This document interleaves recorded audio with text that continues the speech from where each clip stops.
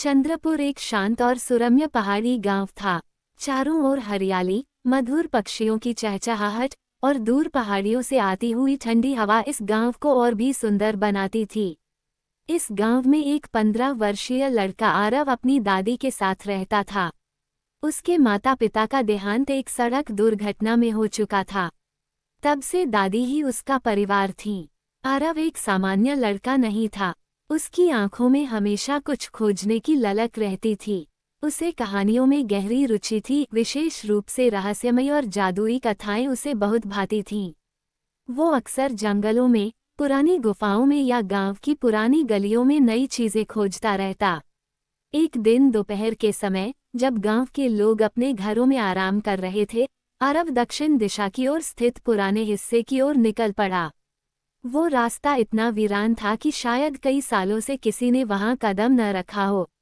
कंटीली झाड़ियां, टूटी हुई पगडंडियां और सूखे पेड़ उस जगह को और भी रहस्यमय बना रहे थे। चलते चलते आरव की नज़र एक टूटी फूटी, धूल से भरी छोटी सी दुकान पर पड़ी। उस पर धुंधले अक्षरों में लिखा था, यादों की दुकान। आरव को लगा जैसे कोई पुरानी किताब खुल रही हो। आरव ने धीरे धीरे दरवाज़ा खोला। दरवाज़ा चरमराया और एक ठंडी हवा का झोंका उसके चेहरे को छू गया। दुकान के भीतर वातावरण बहुत शांत था, परंतु उस शांति में एक रहस्य छिपा था। दीवारों पर प्राचीन वस्तुएं लटकी हुई थीं, तांबे की घड़ियां, हाथ से बनी पेंटिंग्स, पुराने बक्से और बहुत सी धूल जमी किताबें। पर उसकी नज़र जिस चीज़ पर ठहर गई, वह एक बड़ा सा आईना था। उस आईने की फ्रेम लकड़ी की बनी थी, जिस पर कुछ अजीब सी नक्काशी थी, जैसे किसी प्राचीन भाषा के चिन्ह। उसे देख रहे हो? एक भारी मगर कोमल आवाज गूंजी। आरव ने देखा, एक वृद्ध व्यक्ति, लंबी दाढ़ी और टेढ़े मेढ़े चश्मे के साथ एक कुर्सी पर बैठा था। ये आईना बेचेंगे? आरव ने उत्सुकता से पूछा। बूढ़ा मुस्कुराया, ये कोई साधारण आईना नहीं है बेटे। ये तुम्हें दिखाता है जो तुम वास्तव में हो, और वो भी जो तुम कभी बन सकते हो। सोच समझकर देखना। आरव थोड़ी देर चुप रहा, फिर हिम्मत करके आईने के सामने खड़ा हो गया। जैसे ही आरव ने आईने में देखा, उसे अपना प्रतिबिंब नजर आया, लेकिन एकदम असामान्य रूप में। वो खुद को एक चमकदार कवच में, तलवार हाथ में, एक पहाड़ी किले की रक्षा करते हुए देख रहा था। उसके पीछे गांव के लोग खड़े थे, उसे नायक की तरह देख रहे थे। उसकी आंखों में आत्मविश्वास और शक्ति झलक रही थी। पर अगले ही पल सब कुछ बदल गया। अब आईने में आरव को खुद का दूसरा रूप दिखा, एक डरे हुए, अकेले, कोने में दुबके लड़के का। उसकी आंखों में डर, चेहरे पर कमजोरी और पीठ झुकी हुई थी। आईने में लगातार दोनों रूप बदल बदल कर आते रहे, एक योद्धा और एक भयभीत बालक। आरव पीछे हट गया। ये सब क्या था? उसने कांपती आवाज में पूछा। बूढ़ा गंभीर हो गया। आईना वो नहीं दिखाता जो लोग देखते हैं, ये वो दिखाता है जो तुम्हारे भीतर है। अब फैसला तुम्हें करना है, किस रूप को अपनाना है। उस दिन के बाद से आरव की सोच पूरी तरह बदल गई। उसने खुद से वादा किया कि वो उस शक्तिशाली रूप को अपनाएगा जो उसने आईने में देखा था। अब वो हर दिन कुछ अच्छा करने की कोशिश करता, कभी अपनी दादी के खेत में मदद करता, कभी गांव के बच्चों को पढ़ाता। वो अब डर से नहीं, जिम्मेदारी से जीने लगा था। पहले जहां लोग उसे एक अकेला और अजीब लड़का समझते थे, अब वही लोग उसकी सराहना करने लगे। वो जब भी थकता, निराश होता, वो वापस उसी दुकान में जाकर आईने को देखता और खुद को उस वीर योद्धा के रूप में देखकर फिर से खुद को उठ खड़ा करता। पर एक दिन जब वो दुकान पहुंचा, वहां कुछ नहीं था। न दुकान, न बूढ़ा, न आईना, बस एक खुली जमीन थी, और जमीन पर एक पत्थर पर कुछ खुदा हुआ था, जिसने खुद को जान लिया। उसने सब कुछ पा लिया, यादों की दुकान। आरव अब बड़ा हो गया था। उसकी उम्र करीब 23 साल थी और वह अब गांव में एक शिक्षक और समाज सेवक के रूप में जाना जाता था। चंद्रपुर अब पहले जैसा वीरान गांव नहीं रहा। वहां पुस्तकालय खुल चुका था, स्कूल की इमारत नई बनी थी, और हर शनिवार गांव में बाल सभा होती थी जहां आरव बच्चों को कहानियों और जीवन के सबक सिखाता था। लेकिन एक रहस्य था जो उसे अब भी सताता था, यादों की दुकान और वो रहस्यमय आईना। उसे वो बूढ़ा दुकानदार और आईने में देखा हुआ उसका दूसरा रूप अक्सर सपनों में दिखते थे। वो सोचता था, क्या वो सब सिर्फ कल्पना थी या वास्तव में कुछ जादुई। एक दिन गांव में एक अजनबी आया। उसका चेहरा आधा नकाब से ढका हुआ था और उसकी चाल धीमी मगर आत्मविश्वास से भरी थी। वह सीधे आरव के पास पहुंचा। क्या तुम आरव हो? उसने गहरी आवाज में पूछा। हाँ, पर आप कौन? आरव ने सतर्क होकर पूछा। मैं वहां से आया हूं जहां आईना बना था। अब समय है कि तुम जानो, तुम्हारा सफर अभी पूरा नहीं हुआ। आरव चौंक गया। इतने वर्षों बाद किसी ने उस आईने की बात की थी। अजनबी ने एक छोटा सा लकड़ी का डिब्बा आरव को दिया और बोला, इसे रात के तीसरे पहर खोलना और अकेले होना। आरव ने बिना कुछ कहे डिब्बा रख लिया। उस रात उसे नींद नहीं आई। तीसरे पहर, जब पूरा गांव सो रहा था, आरव ने डिब्बा खोला। उसमें एक छोटी सी आईने की गोली थी, बिल्कुल वही नक्काशी, वही चमक। जैसे ही उसने उसे हाथ में लिया, एक तेज रोशनी कमरे में फैली और वो खुद को एक अजीब दुनिया में पाता है। अंधेरा, कोहरा और दूर से आती अजीब सी आवाजें। वहीं एक छाया खड़ी थी, एक डरावना रूप, वही डरा हुआ कमजोर आरव। लेकिन अब वो सिर्फ छवि नहीं थी, वो जीवित छाया बन चुकी थी। तुमने मुझे छोड़ा था, पर मैं अब भी तुम्हारे भीतर जिंदा हूँ और अब मैं बाहर आ चुका हूँ। वो छाया अब आरव की असफलताओं, डर, पछतावे और गलत फैसलों का प्रतीक बन चुकी थी। यह उसका छाया स्वरूप था जिसे वो बरसों से दबाता आ रहा था। अब आरव को खुद से लड़ना था, अपनी ही छाया से। वो भाग नहीं सकता था। उसकी हर कमजोरी उस छाया के रूप में सामने आ रही थी। तू हमेशा दूसरों को बचाता रहा, कभी खुद को समझा। तू दिखाता रहा कि तू मजबूत है, पर अंदर से टूटा हुआ है। आरव घुटनों पर गिर पड़ा। वो टूट गया था, लेकिन तभी उसे वही आईने की आवाज याद आई, जिसने खुद को जान लिया, उसने सब कुछ पा लिया। उसने आंखें बंद की, गहरी सांस ली और बोला, हाँ, मैं टूटा हूँ, मैं डरा हूँ, पर मैं झूठ नहीं हूँ। मैं वही हूँ जिसे तुमने कमजोर समझा, लेकिन मैं अब स्वीकार करता हूँ, मैं अधूरा नहीं हूँ, मैं इंसान हूँ। उस पल छाया टूटने लगी।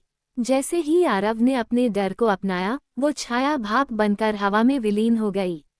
सुबह जब आरव उठा, वह अपने ही कमरे में था, पर वो अब पहले जैसा नहीं था। उसकी आंखों में एक नई गहराई थी, खुद को पूरी तरह जानने की शांति। डिब्बा अब खाली था, लेकिन उस पर एक नया शिलालेख उभरा था, दूसरों को जीतना बहादुरी है, खुद को जीतना असली शौर्य है।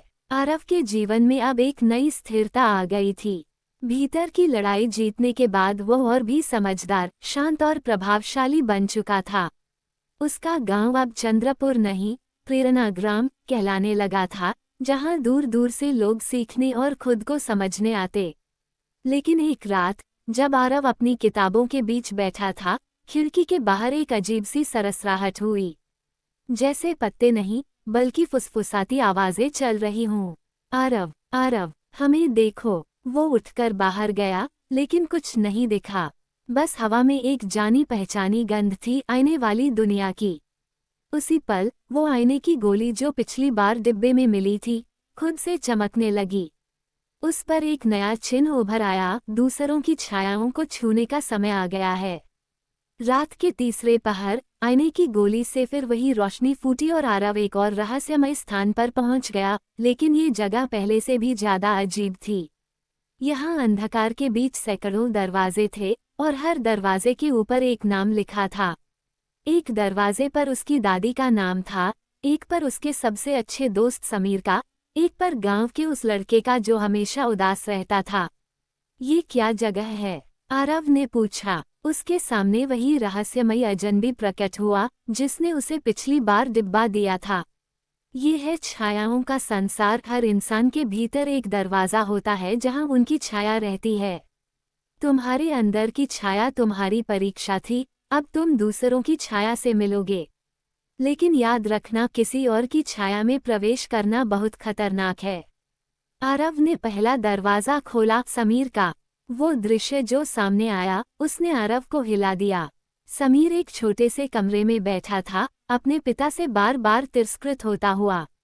एक आवाज उसके सिर में गूंज रही थी, तू कभी अच्छा नहीं कर सकता, तू बेकार है। वो छाया, समीर के आत्मसंदेह और दर्द का रूप, अब एक राक्षसी जीव बन चुकी थी जो बार बार समीर को धक्का देती, गिराती और कुचलती। आरव ने हस्तक्षेप किया। उसने उस छाया से कहा, वो बेकार नहीं है, उसने ही मुझे सबसे पहले किताबें दी थीं। वो दयालु है, सच्चा दोस्त है। समीर की छाया चिल्लाई, तू कौन होता है उसे बचाने वाला? आरव ने कहा, मैं वो हूँ जिसने खुद की छाया को हराया है। अब मैं दूसरों की भी मदद करूंगा। धीरे धीरे समीर की छाया कमजोर पड़ने लगी। समीर, जिसे आरव ने असल जीवन में कभी इतने खुले रूप में नहीं देखा था, अब रो रहा था और उस रोने से उसकी छाया पिघल रही थी।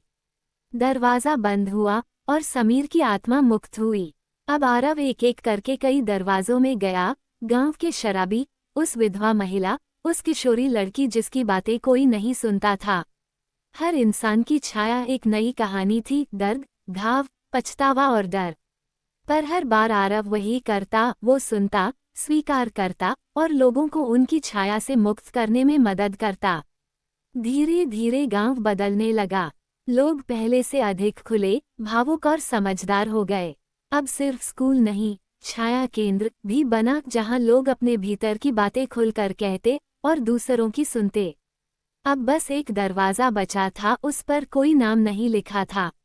आरव ने जब उसे खोला तो सामने वही बूढ़ा दुकानदार खड़ा था जो पहली बार उसे यादों की दुकान में मिला था। अब तुम तैयार हो? वो बोला। किसके लिए? आरव ने पूछा। एक दिन तुम ही यादों की दुकान के रक्षक बनोगे, क्योंकि जिसने खुद को जाना और दूसरों की छाया को समझा वही असली दर्पण बनता है। आईना अब आरव के सामने था, लेकिन अब वो आईना नहीं था, वो खुद एक आईना बन चुका था। अब तक आरव केवल अपने गांव तक सीमित था, एक मार्गदर्शक, एक आईना बनकर। लेकिन एक रात जब वह छाया केंद्र में बैठा ध्यान कर रहा था, आईने की गोली फिर से चमकी। इस बार कोई शब्द नहीं उभरे, बल्कि एक बवंडर की तरह एक आंख का चिन्ह दिखाई दिया, जैसे कोई उसे देख रहा हो। उसी क्षण आकाश में बिजली गिरी। पूरा आकाश एक अजीब सी बैंगनी चमक से भर गया। चंद्रपुर की सीमाओं के बाहर की दुनिया बदलने लगी। हर जगह लोग अजीब बर्ताव करने लगे, जैसे उनकी अपनी छाया ने उन्हें अपने वश में कर लिया हो। सपनों की, स्मृतियों की और आत्मा की दुनिया में एक बड़ा युद्ध छिड़ चुका था। एक बार फिर वही रहस्यमयी अजनबी आरव के सामने आया। अब उसका चेहरा पूरी तरह स्पष्ट था। वो कोई और नहीं बल्कि बूढ़ा दुकानदार ही था, बस अब जवान रूप में। उसने बताया, हर मनुष्य के भीतर एक आईना होता है और इस ब्रह्मांड में ऐसे कई चुने हुए लोग हैं जो उन आईनों के रक्षक होते हैं, प्रतिबिंबवाहक। लेकिन अब एक शक्तिशाली छाया, काल छाया, जो सदियों से कैद थी, फिर से जाग चुकी है। वो उन सभी आईनों को दूषित कर रही है, लोगों को उनके डर, घृणा और भ्रम से भर रही है। आरव को अब सिर्फ गांव नहीं, पूरे संसार की छायाओं से लड़ना था। बूढ़ा दुकानदार आरव को एक गुप्त स्थान पर ले गया, दर्पण गृह, जहां दुनिया भर से कुछ और प्रतिबिंबवाहक इकट्ठा हुए थे। लिया, एक जापानी लड़की जो बचपन से अपने सपनों में दूसरों की छाया देखती थी। रेहान, एक अफ्रीकी युवक जो संगीत के जरिए लोगों के दर्द को छू सकता था। एलिना, एक अंधी कवियत्री जो शब्दों में रोशनी बुनती थी। इन सबको साथ मिलकर काल छाया का सामना करना था, जिसने दुनिया के सबसे पुराने आईने, प्रथमदर्श, पर कब्जा कर लिया था। अब वो आईना नकारात्मक ऊर्जा फैला रहा था, जिससे लोग अपने आप से लड़ने लगे थे और एक दूसरे से भी। आरव और उसकी टोली शहरों में पहुंची, जहां लोग अब अपने ही आईनों से डरने लगे थे। आईने अब चुपचाप उनकी कमजोरियों को उगल रहे थे। एक पिता अपने बेटे से कह रहा था, मैं असफल रहा हूँ, मैं तुझसे जलता हूँ। एक बच्चा खुद को देखकर कह रहा था, माँ क्यों मुझे छोड़ गई? क्या मेरी गलती थी? सच की तलवार अब खतरे में थी, क्योंकि काल छाया ने हर आईने को दर्पण नहीं, दुश्मन बना दिया था। आरव और उसकी टीम प्रथमदर्श के मंदिर पहुंची, जहां काल छाया ने आकार ले लिया था। वो अब एक काले धुएं का विशाल प्राणी बन चुका था और उसकी आवाज कई आत्माओं से गूंज रही थी, मैं ही वो सच्चाई हूँ जिसे तुम सबने दबाया था। मैं डर हूँ, पछतावा हूँ, अस्वीकार हूँ। आरव आगे बढ़ा, बिना हथियार, बिना जादू, सिर्फ एक आईना हाथ में। उसने काला छाया से कहा, तू सच्चाई है, हाँ, लेकिन अधूरी सच्चाई। तू अंधेरा है और हम रोशनी हैं। अकेले तू शक्ति है, पर साथ मिलकर हम पूर्णता हैं। एक एक प्रतिबिंब वाहक सामने आया। सबने अपने आईने उठाए। आईनों से नकारात्मकता नहीं, स्वीकृति की रोशनी निकली। छाया चीखी, लेकिन जैसे ही लोगों ने अपने डर को अपनाया, उसकी शक्ति टूटने लगी। प्रथमदर्श से एक रोशनी निकली, इतनी तेज, इतनी पवित्र कि पूरे संसार के आईने फिर से शुद्ध हो गए। लोग खुद को देखने लगे, समझने लगे, माफ करने लगे। आरव अब केवल चंद्रपुर का लड़का नहीं था, वह मुख्य प्रतिबिंब वाहक बन चुका था, जो अब आईनों की भाषा समझता था और उन्हें दिशा दे सकता था। हर युग में छाया उठती है, लेकिन हर बार कोई ना कोई आईना ऐसा होता है जो न केवल खुद को साफ रखता है, बल्कि दूसरों को भी उनका सच दिखाता है। असली युद्ध प्रकाश बनाम अंधकार का नहीं, बल्कि स्वीकृति बनाम अस्वीकार का होता है। प्रथमदर्श की लड़ाई के बाद संसार में संतुलन लौट आया। आईने अब लोगों के भीतर झांकने के बजाय उन्हें स्वयं को स्वीकारना सिखाने लगे थे। आरव दुनिया भर में एक जीवित किंवदंती बन चुका था, लेकिन वो जानता था, हर आईना एक दिन धुंधला होता है, अगर कोई उसे साफ करने वाला न हो। उसने तय किया, अब उसे खुद नहीं लड़ना, बल्कि एक ऐसा उत्तराधिकारी तैयार करना है जो अगली पीढ़ी का प्रतिबिंबवाहक बने। आरव ने चंद्रपुर लौटकर एक नया आत्म दीक्षा केंद्र बनाया। एक जगह जहां बच्चे, किशोर और जवान अपने डर, उलझनों और भीतर की कहानियां साझा करते। वहां 3 लोग धीरे धीरे अलग नजर आने लगे। एक, मीरा, एक 16 वर्षीय लड़की जो खामोश रहते हुए लोगों की भावनाओं को सुन लेती थी। 2, नमन, एक तेज तर्रार लड़का जो मजाक के पीछे अपने डर छुपाता था। 3, जोया, एक अनाथ जो हमेशा अंधेरे में बैठती थी, लेकिन अंधेरे से कभी नहीं डरती थी। आरव ने महसूस किया, ये तीनों साधारण नहीं हैं। इनमें आईनों की भाषा को समझने की क्षमता है। तीनों को आरव ने बुलाया और कहा, आईने सिर्फ देखने के लिए नहीं होते, समझने के लिए होते हैं। क्या तुम तैयार हो खुद को समझने के लिए? पहली परीक्षा थी, अपने अपने डर का सामना। मीरा को दिखा कि वह अपनी मां की आत्महत्या के लिए खुद को जिम्मेदार मानती है। नमन को दिखा कि वह कभी खुद से बात नहीं करता, क्योंकि उसे लगता है कि वो सुनने लायक ही नहीं है। जोया ने अपनी छाया से बात की और पूछा, तू क्यों मुझे अकेला रखती है? उसकी छाया बोली, क्योंकि तू अकेले में सबसे ज्यादा सच्ची होती है। ये तीनों पहली बार अपने भीतर के सच से मिले, और इससे उन्होंने वो शक्ति पाई जो किसी किताब या गुरु से नहीं मिलती, आत्मज्ञान। इस बीच एक नई मुसीबत उठ रही थी। दुनिया के अलग अलग हिस्सों में कुछ छाया भक्षक उभरने लगे थे, वो लोग जो आईनों से डरते नहीं थे, बल्कि उन्हें तोड़ते थे। उनका मानना था, सच को जानने से अच्छा है उसे मिटा देना। अगर कोई डर है, तो उसे स्वीकारने की बजाय भूल जाना ही शक्ति है। उनका नेता था एक गिरा हुआ प्रतिबिंबवाहक जिसका नाम था विराज। विराज कभी आरव जैसा था, लेकिन उसने अपने भय को स्वीकार करने की बजाय उसे दबाया, कुचला। और अब वो दूसरों को भी यही सिखा रहा था, भूल जाओ, झूठ में शांति है। आरव जानता था, अगली लड़ाई केवल भावनात्मक नहीं होगी, ये विचारों की लड़ाई होगी। विराज से टकराने के लिए उसे ऐसे प्रतिबिंबवाहक चाहिए जो लोगों के टूटे हुए टुकड़ों को जोड़ सके, न कि उन्हें छिपाएं। मीरा, नमन और जोया में से अब उसे एक मुख्य उत्तराधिकारी चुनना था। तीनों को एक अंतिम परीक्षा दी गई, तुम्हें किसी ऐसे व्यक्ति की छाया में प्रवेश करना है जिसे तुम सबसे कम समझते हो। मीरा ने उस पुलिस वाले की छाया देखी जिसने उसकी मां के केस को बंद किया था। नमन ने अपने पिता की छाया देखी, जो कभी उसे कमजोर कहता था। जोया ने खुद आरव की छाया में प्रवेश किया और देखा कि आरव भी कभी एक टूटे हुए बच्चे जैसा था। तीनों वापस आए, लेकिन जोया के चेहरे पर एक शांति थी। उसने कहा, आरव सिर्फ गुरु नहीं, इंसान भी है, और यही सीख सबसे बड़ी है। आरव मुस्कुराया, मेरे उत्तराधिकारी का नाम अब तय हो चुका है। दुनिया बदल चुकी थी। जहाँ कभी लोग खुद में झांकने की हिम्मत रखते थे, अब वहाँ डर और भ्रम की धुंध फैल गई थी। शहरों में आईने गायब हो रहे थे। जो बचे थे, वे दरक चुके थे। एक वीडियो पूरे इंटरनेट पर वायरल हो रहा था। विराज का संदेश। आईने झूठ बोलते हैं, सच वो है जो तुम मानो। अगर कुछ दर्द देता है उसे मिटा दो। आईने नहीं चाहिए, प्रतिबिंब नहीं चाहिए, सिर्फ खामोशी चाहिए। चंद्रपुर में अब एक आखिरी योजना बन रही थी। जोया अब नई प्रतिबिंब वाहिका बन चुकी थी। वो शांत पर शक्तिशाली थी। उसका सबसे बड़ा हथियार था धैर्य से देखना और मौन से सुनना। आरव ने कहा, ये युद्ध तलवारों का नहीं होगा, बल्कि विचारों और आईनों का होगा। तुम्हें विराज को हराना नहीं है, बल्कि उसे उसका असली चेहरा दिखाना है। विराज ने एक नया यंत्र बना लिया था, प्रतिबिंब भंजक, जो किसी भी आईने को छूते ही उसे नष्ट कर देता था।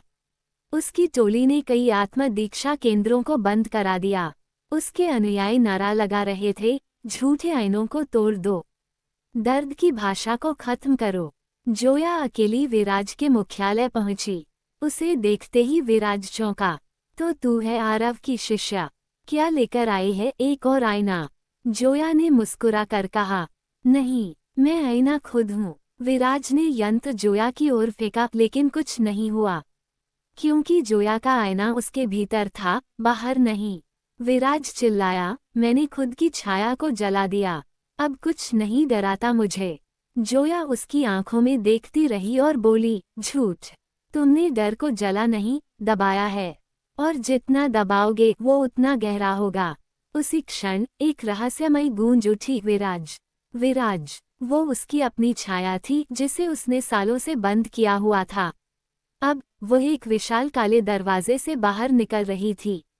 विराज कांपने लगा। उसकी छाया बोली, तू मुझे क्यों भूला? तू जानता था कि मैं तेरा हिस्सा हूँ। फिर भी विराज गिर पड़ा, आंसू बहने लगे। मैं डरता था कि अगर मैंने तुझे स्वीकार किया तो मैं टूट जाऊंगा। जोया उसके पास बैठ गई। उसने विराज का हाथ थामा और बोली, जो टूटता है वही फिर जोड़ सकता है और पहले से ज्यादा सुंदर बन सकता है। आईनों की शक्ति वापस आई। हर टूटा आईना अब खुद से जुड़ने लगा, टूटे हुए टुकड़ों के बीच सुनहरी रेखाओं से, जैसे जापानी कला किंत्सुगी में होता है। विराज ने अपने यंत्र को तोड़ दिया। वो फिर से प्रतिबिंब वाहक बन गया, एक मार्गदर्शक, पर अब अनुभव के बोझ और विनम्रता के साथ। आरव अब वृद्ध हो चुका था, लेकिन उसकी आंखों में संतोष था।